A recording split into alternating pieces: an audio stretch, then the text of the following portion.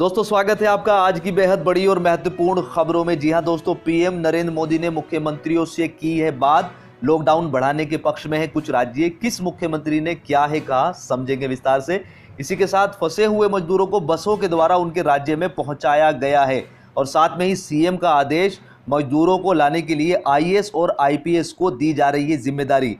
इसी के साथ बाजार और दुकान खुलवाने के लिए मुख्यमंत्री का आया नया प्लान। खबरों में और भी है महत्वपूर्ण जानकारी, कोई भी सूचना आपसे छूट ना जाए, इसलिए वीडियो को अंत तक जरूर देखें। और जी हां दोस्तों, इस चैनल पर जहां पर आप ये वीडियो देख रहे हो, इस पर ट्रू और ऑथेंटिक न्यूज ही प्रोवाइड होती है। अगर आपने चैनल को अभी तक सब्सक्राइब नहीं किया है तो सब्सक्राइब कर लीजिएगा। नीचे आपको लाल रंग का जो सब्सक्राइब का बटन दिख रहा है, इसको दबाकर सफेद बना दीजिएगा और इसके साथ में आपको एक बेल आइकन, एक घंटी भी दिख रही होगी, आप उसको भी दबा दीजिएगा। इससे ये होगा कि सरकार की तरफ से जो भी घोषणा की जाएगी वो सबसे पहले आपके पास पहुंच जाएगी। तो दोस्तों, यहाँ पर सबसे बड़ी खबर निकल कर आ रही है प्रधानमंत्री नरेंद्र मोदी जी की तरफ से कि कोरोना वायरस महामारी संकट के बीच प्रधानमंत्री नरेंद्र मोदी ने सोमवार को सभी राज्यों के मुख्यमंत्रियों से बात की। इस बैठक में पीएम मोदी ने लॉकडाउन खोलने को लेकर चर्चा की और कहा कि इस पर एक नीति तैयार करनी होगी जिस पर राज्य सरकार को विस्तार से काम करना होगा। प्रधानमंत्री नरेंद्र मोदी ने इस बैठक में कहा कि राज्य सरकार अपनी नीति तैयार करे और किस तरह लॉकडाउन को खोला जाए, उसमें रेड, ग्रीन, ऑरेंज जोन में राज्य अपने इलाके में लॉकडाउन को खोला जा सकता है। जिस राज्य में अधिक केस है वहां लॉकडाउन जारी रहेगा, उसमें कोई भी छूट नहीं मिलेगी।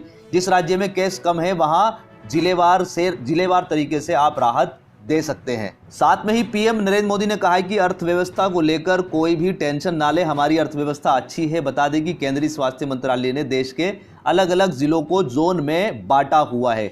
अभी 170 जिले ऐसे हैं जो रेड जोन में आ रहे हैं, जहां पर कोरोना के अधिक केस पाए जा रहे हैं। इसी के साथ दोस्तों, सभी मुख्यमंत्रियों ने अपने अपने विचार रखे हैं, अपने अपने सुझाव दिए हैं। कुछ मुख्यमंत्रियों का मानना है कि लॉकडाउन को आगे बढ़ाया जाए, कुछ का मानना है कि लॉकडाउन में छूट दी जाए। 22 मार्च को देश में लागू लॉकडाउन के बाद प्रधानमंत्री नरेंद्र मोदी ने आज चौथी बार सभी मुख्यमंत्रियों के साथ बात की, जिसमें महामारी की स्थिति और महामारी रोकने के लिए केंद्र और राज्य द्वारा उठाए गए कदम पर चर्चा की। इस वर्चुअल बैठक में केंद्रीय स्वास्थ्य मंत्री हर्षवर्धन और पीएमओ के वरिष्ठ अधिकारी भी मौजूद थे। इस मीटिंग में उड़ीसा के मुख्यमंत्री ने लॉकडाउन को आगे बढ़ाने का प्रस्ताव पेश किया है। उड़ीसा के मुख्यमंत्री नवीन पटनायक के साथ राज्य के स्वास्थ्य मंत्री नबा दास भी प्रधानमंत्री के साथ हुई वीडियो कॉन्फ्रेंस में मौजूद थे। उन्होंने कहा कि मैंने लॉकडाउन को बढ़ाने की मांग की है, हम राज्य में इन चीज़ों का सामना नहीं कर पाएंगे, लॉकडाउन को 1 महीने और आगे बढ़ा दीजिए। तो ये उड़ीसा के मुख्यमंत्री का मानना है कि लॉकडाउन को 1 महीने आगे और बढ़ाना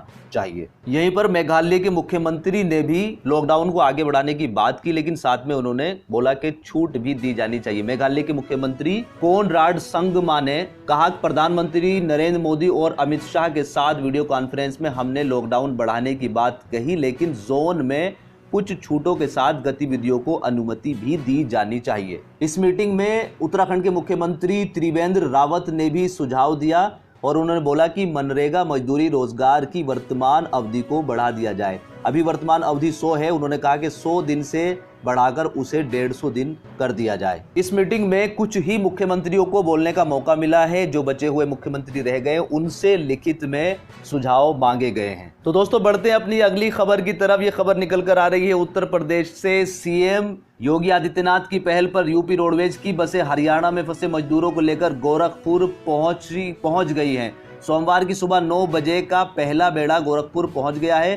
कुल 40 बसें आनी है। यहां सहजनवा के मुरारी इंटर कॉलेज परिसर में बसों से उतरे मजदूरों की थर्मल स्क्रीनिंग की गई। इसके बाद मजदूरों को चाय पिलाई गई, नाश्ता कराया गया और सुबह 9-10 बजे उन्हें भोजन भी दिया गया। मजदूरों को यहां से उनके तहसील मुख्यालय पर भेजा जा रहा है। ज्वाइंट मजिस्ट्रेट अनुज मलिक ने बताया कि तहसील मुख्यालय पर पहुंचने के बाद उन्हें उनके घर के नजदीक स्कूल में क्वारंटीन किया जाएगा। यहां पर कुछ राज्य सरकारों ने दूसरे राज्य में फंसे अपने लोगों को निकालने की प्रक्रिया शुरू कर दी है, लेकिन अभी भी कुछ राज्य ऐसे भी हैं जो इस पर विचार विमर्श नहीं कर रहे हैं, जबकि ये चीज़ जो है सबसे प्राथमिकता में होनी चाहिए कि जो लोग दूसरे राज्य में फंसे हैं उन लोगों को अपने राज्य में बुलाया जाए और जैसे भी आपको सुविधा लगे उनको क्वारंटीन किया जाए। कम से कम उनको रिलैक्सेशन तो मिले कि वो दूसरे राज्य से अपने राज्य में आ पाएं, क्योंकि दूसरे राज्य में फंसे लोगों को अनेक तरह की समस्याओं का सामना करना पड़ रहा है, जिसमें सबसे प्राथमिकता है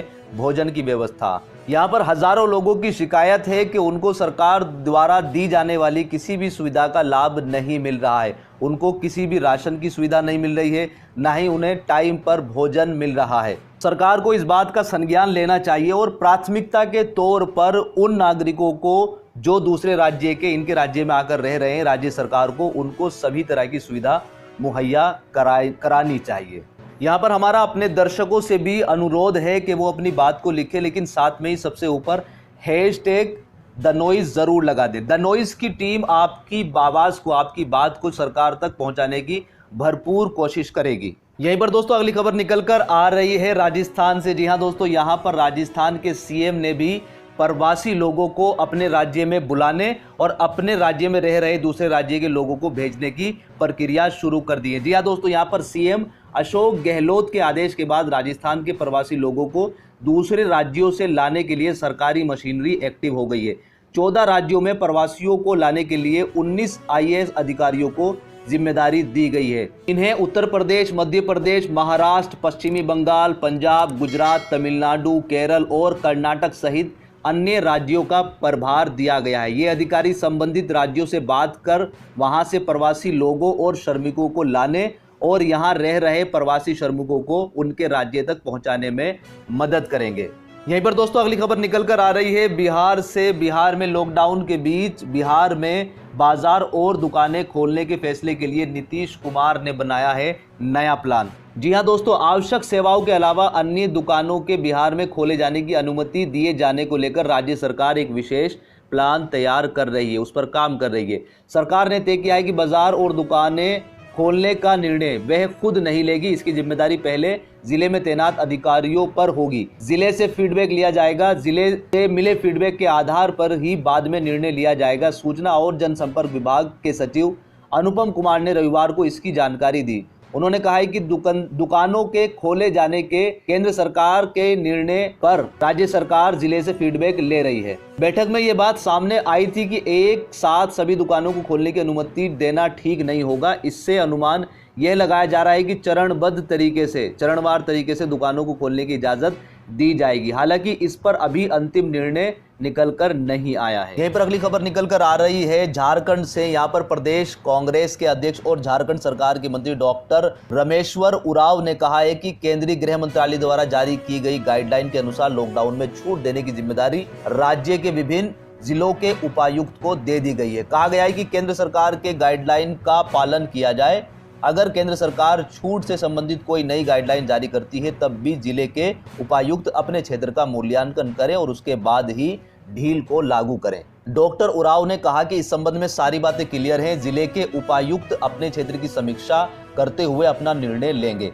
कहा कि राज्य स्तर पर इस तरह का निर्णय लेने में तकनीकी परेशानियां आ जाती हैं। अलग अलग जिले और वहां के क्षेत्रों की स्थिति अलग अलग होती है। उरांव ने कहा कि झारखंड सरकार ने कोरोना वायरस के संक्रमण को फैलने से रोकने के लिए केंद्र सरकार के निर्देश के पहले ही पूरे राज्य में लॉकडाउन का निर्णय ले लिया था। इससे वायरस पर अंकुश लगाने में काफी हद तक सफलता मिली है। इसका फायदा दिख रहा है, इसलिए राज्य सरकार लगातार केंद्र सरकार के दिशा निर्देशों का पालन करते हुए आगे बढ़ेगी। उन्होंने कहा है कि झारखंड के लोग स्वयं ही अनुशासन का पालन करते रहें और इस विकट स्थिति में, इस संकट की स्थिति में भी अनुशासन और एकजुटता का पालन कर पूरे देश दुनिया के समक्ष उदाहरण प्रस्तुत करें। अभी कोरोना वायरस से उत्पन्न संकट की स्थिति समाप्त नहीं हुई है, इसलिए लोगों से अपील है कि सोशल डिस्टेंसिंग का पालन करते रहें। तो दोस्तों ये थी आज की कुछ महत्वपूर्ण खबरें। उम्मीद करता हूं कि आपको ये खबरें पसंद आई होगी। पसंद आई है तो वीडियो को लाइक कीजिएगा और साथ में दोस्तों आप लोगों को बता देते हैं कि आपकी शिकायत है कि आपकी आवाज़ नहीं उठाई जा रही है। तो दोस्तों कोशिश कर रहे हैं कि आपकी आवाज़ भी सरकार तक पहुंचाई जाए।